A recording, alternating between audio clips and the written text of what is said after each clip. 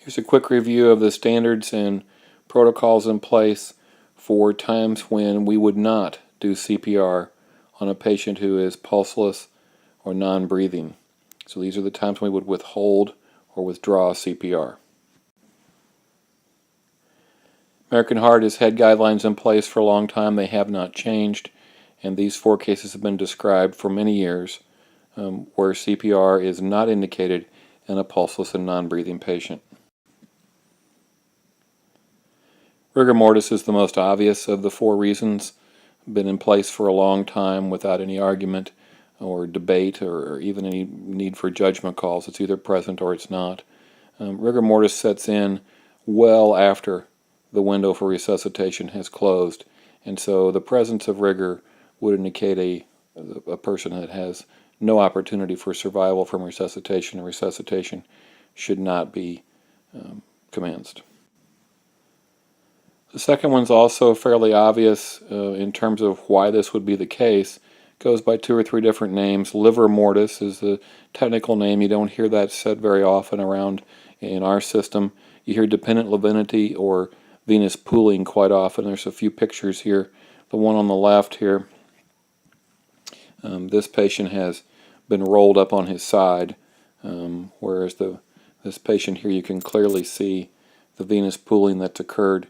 And again, the same sort of thing in the bottom picture.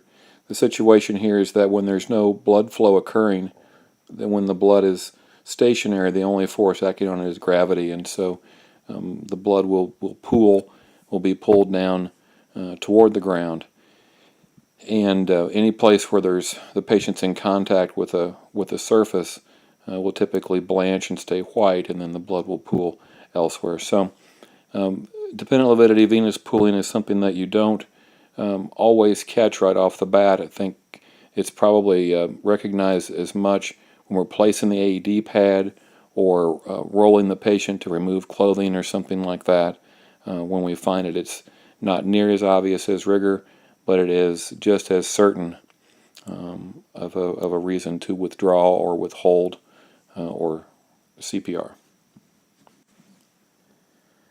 Obviously, mortal wounds is the third of the 4 reasons, and so I've said for a long time that if you have to ask, then it's not an obviously mortal wound. So we're talking decapitation or loss of a large part of chest cavity, something like that. And then it is a little controversial because some people believe that some research that has come out, and it may well change down the road, but hasn't changed yet, but that the survivability of blunt traumatic cardiac arrest is essentially 0. That does not yet fall into the definition of when to withhold or when to stop CPR.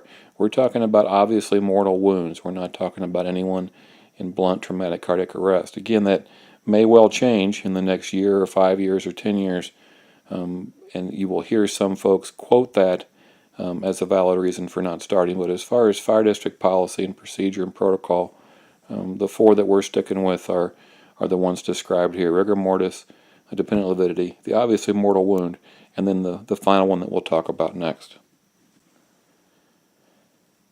The 4th reason to withhold or stop CPR if it has been started is when you find a valid outside the hospital do not resuscitate order, whether it's a medallion, the wallet card, the purple form, or whatever. So, and there's a whole separate presentation on that particular set of regulations and that process, that form, the medallions, and the whole bit.